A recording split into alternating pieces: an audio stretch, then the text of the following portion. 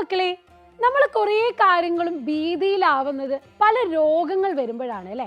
അപ്പോൾ അതിൽ ഏറ്റവും കൂടുതൽ ടെൻഷനായ കുറച്ച് കാലഘട്ടമാണ് നമ്മുടെ മുന്നിൽ കഴിഞ്ഞു പോയത് കൊറോണ വൈറസും അതിനു മുന്നേ നിപ്പ വൈറസൊക്കെ വന്നപ്പോൾ. അപ്പോൾ നമ്മൾ എപ്പോഴും ആലോചിക്കും ഈ രോഗങ്ങൾ വരുന്നതും അല്ലെങ്കിൽ ഇതിനെ കാരണക്കാരാവുന്നത് ആരാണ് എന്ന്. എന്നാൽ ഇത് എങ്ങനെയാണെന്ന് പലപ്പോഴും നമ്മൾ ചിന്തിച്ച് നോക്കാറില്ല. അപ്പോൾ ഈ അടുത്ത് തന്നെ നിങ്ങൾ കണ്ടിട്ടുണ്ടാകും, മലപ്പുറത്ത് ഒരു വിദ്യാർത്ഥി മരണത്തിന് കാരണമായത് വീണ്ടും നിപ്പ സ്ഥിരീകരിച്ചതിലൂടെയായിരുന്നു. അപ്പോഴും നമ്മളെ പ്രശ്നക്കാരൻ എന്ന് പറയുന്നത് വവ്വാലുകൾ തന്നെയാണ് അല്ലേ.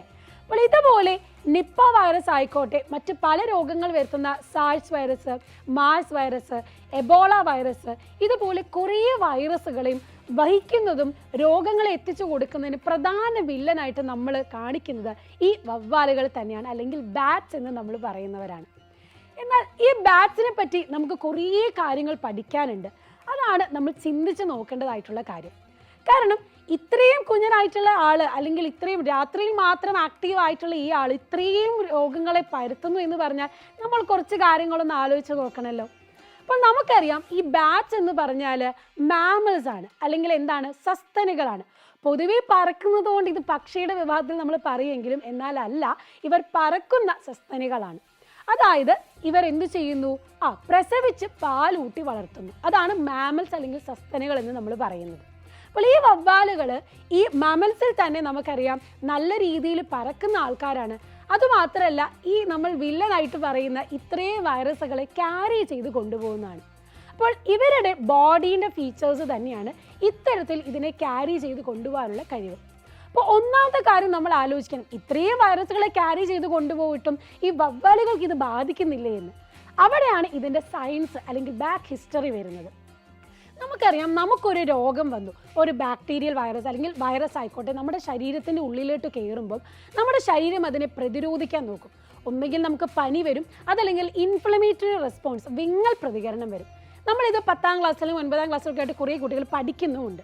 അപ്പോൾ ഇവിടെ എന്താ സംഭവിക്കുന്നത്, ഒരു രോഗാണു നമ്മുടെ ശരീരത്തിലേക്ക് വന്നാൽ നമ്മുടെ WBC ഒക്കെ ആക്റ്റീവായി അതിനെ നശിപ്പിച്ച് കളയാൻ പോവുകയാണ്. അതിനാണ് വിങ്ങൽ പ്രതികരണം എന്ന് നമ്മൾ പറയുന്നത്. എന്നാൽ നമ്മുടെ ബോഡിയിൽ, അതായത് പൊതുവേ മാമൽസിൽ ഈ വിങ്ങൽ പ്രതികരണം നല്ല രീതിയിൽ അഫക്റ്റ് ആകും, അല്ലെങ്കിൽ നല്ല രീതിയിൽ ഇത് റിയാക്ട് ചെയ്ത് തുടങ്ങും. അപ്പോൾ നിപ്പ രോഗമൊക്കെ ബാധിക്കുന്ന സമയത്തും കൊറോണ വൈറസ് ഒക്കെ ബാധിക്കുന്ന സമയത്ത് ലങ്സിലൊക്കെ ഈ ഒരു വൈറസ് ഇൻഫെക്ഷൻ ആകുമ്പോൾ ഈ വിങ്ങൽ പ്രതികരണം അതിര് വിട്ട് പോകുമ്പോഴാണ് ലങ്സും ബ്രെയിനും ഒക്കെ എന്ത് ചെയ്യുന്നത്, ഡാമേജ് ആവുന്നതും അത് മരണ കാരണമാവുന്നതും. എന്നാൽ ഇതേ വൈറസുകൾ വവ്വാലുകളിലേക്ക് ബാധിക്കുമ്പോൾ വവ്വാലുകൾക്ക് ഈ ഒരു വിങ്ങൽ പ്രതികരണം എന്ന് പറയുന്നത് ലിമിറ്റഡ് ആണ്. കാരണം നമുക്കറിയാം, ഇവരെപ്പോഴും പറക്കുന്ന ആൾക്കാരാണ്. നമ്മളെപ്പോലെയല്ല, ഹൈലി മെറ്റബോളിക് റേറ്റ്, അതായത് നമ്മളെക്കാളും 15 മടങ്ങ് മെറ്റബോളിക് റേറ്റ്, അതായത് എനർജി പ്രൊഡ്യൂസ് ചെയ്യുന്ന റേറ്റ് കൂടുതലാണ്.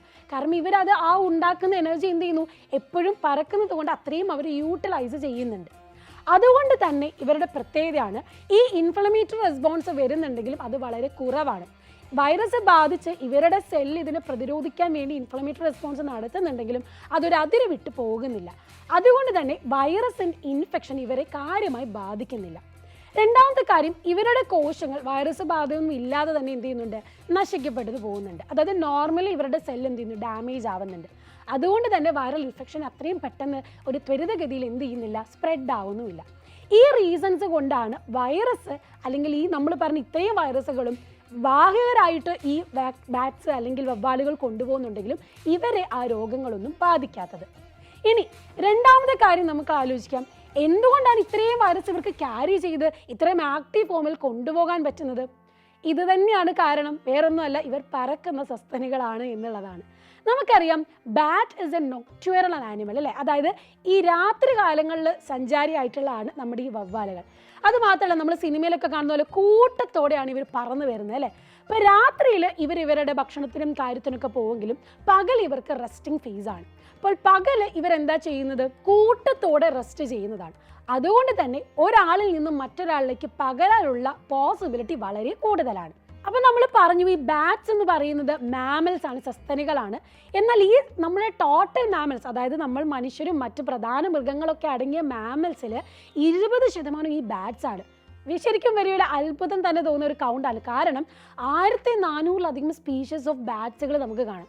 അതിൽ തന്നെ ഫ്രൂട്ട് ഈറ്റിംഗ് ബാറ്റ്സ്, അതായത് പഴവർഗ്ഗങ്ങൾ കഴിക്കുന്ന ബാറ്റ്സുകളുണ്ട്, ചെറിയ ചെറിയ ഈച്ചകളെ കഴിക്കുന്ന ബാറ്റ്സുകളുണ്ട്, അല്ലാതെ പൂവിൽ തേൻ കുടിക്കുന്ന ബാറ്റ്സുകൾ, ഇങ്ങനെ ഒട്ടനവധി ഡിഫറെൻറ്റ് ഫീഡിങ് ബിഹേവിയർ ഉള്ള ബാറ്റ്സുകളുണ്ട്. അപ്പോൾ തന്നെ നിങ്ങൾ ആലോചിച്ച് നോക്ക്, പല ഏരിയയിലേക്ക് ഈ ബാറ്റ്സുകൾ പോകുന്നത് കൊണ്ട് തന്നെ പല രീതിയിൽ പല ഏരിയയിലേക്ക് ഇത് സ്പ്രെഡ് ചെയ്യാനുള്ള പോസിബിലിറ്റിയും കൂടുതലാണ്. ഇപ്പം നമ്മൾ കഴിക്കുന്ന പേരക്ക ആയിക്കോട്ടെ, മാമ്പഴം ആയിക്കോട്ടെ, അമ്പഴങ്ങ ആയിക്കോട്ടെ, ഈ ഫ്രൂട്ട്സ് ഒക്കെ നമ്മൾ കഴിക്കുമ്പം അത് ഈ വരുന്ന ബാറ്റ്സിൽ നിന്ന് നമ്മളിലേക്ക് വരാം. അപ്പോൾ ഈ രോഗങ്ങളുടെയൊക്കെ പ്രൈമറി വെക്ടർ എന്ന് പറയുന്നത് ബാറ്റ്സ് ആണെങ്കിൽ സെക്കൻഡറി വെക്ടറായിട്ട് പല ജീവികൾ വരാം. ഇപ്പം പന്നികൾ, പിഗ്സ് ആവാം, ഡോഗ്സ് ആവാം, നമ്മൾ ഹ്യൂമൻ ബീങ്സ്, അങ്ങനെ പല രീതിയിലാണ് ഇത് സ്പ്രെഡായി പോകുന്നത്. അതുകൊണ്ട് തന്നെയാണ് ഇത് ഇത്ര വേഗത്തിൽ സ്പ്രെഡ് ആവുന്നത്. നമ്മളിപ്പോൾ ഈ പറഞ്ഞ കാരണങ്ങളാണെന്ത് നമ്മുടെ ബാറ്റ്സിനെ ഇത്ര രീതിയിലൊരു വെക്ടറായിട്ട് നമ്മൾ പറയുന്നത്. എന്നാൽ നമ്മൾ ആലോചിക്കും, ഇത്രയും വൈറസുകൾ, അതായത് വലിയ ഭയാനകമായിട്ടുള്ള എബോള വൈറസും സാഴ്സ് വൈറസും നമ്മുടെ നിപ്പ വൈറസൊക്കെ പരത്തുന്ന ഈ വവ്വാലുകൾ നമുക്ക് നശിപ്പിച്ചാൽ പോരെയെന്ന്. ഈ നിപ്പയുടെ പ്രശ്നം വന്നപ്പോൾ തന്നെ എല്ലാവരും ഒറ്റക്കെട്ടായിട്ട് ഈ വവ്വാലുകളെ നശിപ്പിക്കാനുള്ള തീരുമാനത്തിലേക്ക് എത്തിയിരുന്നു. പക്ഷേ നമുക്ക് ആലോചിക്കേണ്ട ഒരു കാര്യം, നമ്മളിപ്പോൾ പറഞ്ഞതുപോലെ 1400-ലധികം സ്പീഷീസ് ഓഫ് ബാറ്റ്സുകളുണ്ട്. അതിലെല്ലാം വാഹകരാണെന്ന് നമുക്ക് പറയാൻ പറ്റത്തില്ല. രണ്ടാമത്തെ കാര്യം എന്ന് പറയുന്നത്, നമ്മുടെ ബയോഡൈവേഴ്സിറ്റി അല്ലെങ്കിൽ നമ്മുടെ ഇക്കോളജി എടുക്കുമ്പം വളരെ ഇമ്പോർട്ടൻസ് ഉള്ള ഒരു ആൾക്കാരാണ് ഈ ബാറ്റ്സ് എന്ന് പറയുന്നത്. നമ്മൾ നേരത്തെ പറഞ്ഞ പോലെ ഈ പോളിനേഷൻ ഹെൽപ്പ് ചെയ്യുന്നു, സീഡ് ഡിസ്പേഴ്സലിന് ഹെൽപ്പ് ചെയ്യുന്ന ഒരു പ്രധാന ആൾക്കാരാണിത് ഈ ബാറ്റ്സ് എന്ന് പറയുന്നത്. അതുമാത്രമല്ല, നമുക്കിപ്പോൾ ബയോളജിക്കൽ കൺട്രോളായിട്ട്, അതായത് പല കൃഷി മേഖലയിലും ആ കൃഷിയെ ബാധിക്കുന്ന പല പെസ്റ്റുകൾ, അതായത് പല കീടങ്ങളുണ്ടെങ്കിൽ അവയെ നശിപ്പിക്കാനും ഈ ബാറ്റ്സ് ഉണ്ട്. അപ്പോൾ അങ്ങനത്തെ കുറേ രീതിയിലുള്ള അല്ലെങ്കിൽ പല ഓർഗാനിസം നമുക്ക് തന്നെ പല ഗുണങ്ങൾ തരുന്ന ഒരു ജീവിയുമാണിത് ബാറ്റ്സ്. അപ്പോൾ ഇവരെ ഒന്നടങ്കം നശിപ്പിക്കുക എന്നുള്ളത് ഇമ്പോസിബിൾ ആണ്. പക്ഷേ ഇതിനെ നമുക്കൊന്ന് മറിച്ച് ചിന്തിച്ച് നോക്കാം. മെഡിക്കലി അല്ലെങ്കിൽ സയൻസിൻ്റെ ഫാക്റ്റ് അനുസരിച്ച് നോക്കുമ്പം ഇവരിൽ നിന്ന് നമുക്ക് പുതിയ പല കാര്യങ്ങളും പഠിക്കേണ്ടതായിട്ടില്ലേ? ഒന്നാമത്തെ കാര്യം, ഇവരുടെ ബോഡിയിൽ വൈറസ് എന്ത് ചെയ്യുന്നില്ല, ഇൻഫെക്റ്റഡ് ആവുന്നില്ല. ആ റീസണെ പറ്റി നല്ല രീതിയിൽ സ്റ്റഡി നടത്തിയാൽ നമുക്കും അത് ഉപയോഗപ്പെടും. നമ്മുടെ ബോഡിയിലും ഈ വൈറസിന് ഇൻഫെക്ഷൻ ആവാത്ത രീതിയിൽ എങ്ങനെ കൊണ്ടുവരാം എന്നുള്ളത് നമുക്ക് കണ്ടെത്താൻ പറ്റും. രണ്ടാമത്തെ കാര്യം, നമ്മൾ പറഞ്ഞു ഇത്രയുമേറെ മെറ്റബോളിക് റേറ്റ് കൂടുതലായതുകൊണ്ട് തന്നെ പല രീതിയിലുള്ള അഡാപ്റ്റേഷൻ ഇവർക്കുണ്ട്. അങ്ങനെ ഏതൊരു അഡാപ്റ്റേഷനാണ് നമ്മുടെ മറ്റ് ജീവികളിലേക്ക് ഇത് ബാധിക്കാതെ കൊണ്ടുവരാൻ പറ്റുക എന്നുള്ള കുറേ കാര്യങ്ങൾ നമുക്ക് പഠിച്ച് കൊണ്ടുവരാം. മെഡിസിൻസും വാക്സിൻസും ഒക്കെ നമുക്ക് എന്ത് ചെയ്യാം, ഡെവലപ്പ് ചെയ്യാനുള്ള ഒരു ബേസിക് സ്റ്റഡി ആയിട്ട് തന്നെ ഈ ബാറ്റ്സുകളെ പറ്റി നോക്കിയാൽ നമുക്കറിയാം. അപ്പോൾ ഓർക്കേണ്ട കാര്യം ഇതാണ്, ഇതിനെ എങ്ങനെ നശിപ്പിക്കാം എന്നുള്ളതല്ല. കാരണം ഇവയും എന്താണ്, നമ്മുടെ ഭൂമിയിൽ വളരുന്ന മറ്റൊരു ലിവിങ് ഓർഗാനിസമാണ്. അപ്പോൾ അവയിൽ നിന്ന് നമുക്ക് എന്തൊക്കെ പഠിക്കാൻ പറ്റുമെന്ന് മനസ്സിലാക്കുക. അതുമാത്രമല്ല, മറ്റൊരു ഇൻട്രസ്റ്റിംഗ് ഫാക്റ്റ് എന്ന് പറയുന്നത്, നമ്മൾ മനുഷ്യരെന്ന് പറയുന്നത് കുറേ വർഷങ്ങളോളം ജീവിക്കുന്നവരാണെങ്കിലും നോർമലി മാമൽസിലെ മറ്റ് ആനിമൽസിനെ വെച്ച് നോക്കുമ്പം വളരെ കൂടുതൽ ലൈഫ് സ്പാൻ ഉള്ള, അതായത് 40 വർഷത്തോളം ലൈഫ് സ്പാൻ ഉള്ള ആൾക്കാരാണ് ഈ ബാറ്റ്സ്. അപ്പോൾ ഇത്രയേറെ അഡ്വാൻറ്റേജസ് ഇവർക്കുള്ളത് കൊണ്ട് തന്നെ ഇവരെക്കുറിച്ച് കൂടുതൽ സ്റ്റഡി നടത്തുക എന്നുള്ളതാണ് നമ്മൾ ഫോക്കസ് ചെയ്യേണ്ട കാര്യം. അപ്പം ഇത്തരത്തിലുള്ള ഇൻട്രസ്റ്റിംഗ് ഫാക്റ്റുകൾ എങ്ങനെ നമുക്ക് ഉപയോഗപ്പെടുത്താമെന്ന് നമുക്ക് നോക്കാം. നമ്മൾ പഠിക്കുന്ന പല രോഗങ്ങളും അതിനനുസരിച്ച് വെക്ടേഴ്സും ഒക്കെ നമ്മൾ പഠിക്കുന്നുണ്ട്. അതിലേക്ക് ഈ ഒരു കാര്യം കൂടെ കൂട്ടിച്ചേർത്ത് വെക്കുക. ഇതുപോലത്തെ ഇൻട്രസ്റ്റിംഗ് വീഡിയോസും ഇൻട്രസ്റ്റിംഗ് ഫാക്റ്റുമായിട്ട് വീണ്ടും വരാം നിങ്ങളെ കാണാൻ. See you soon in the next video. Bye bye.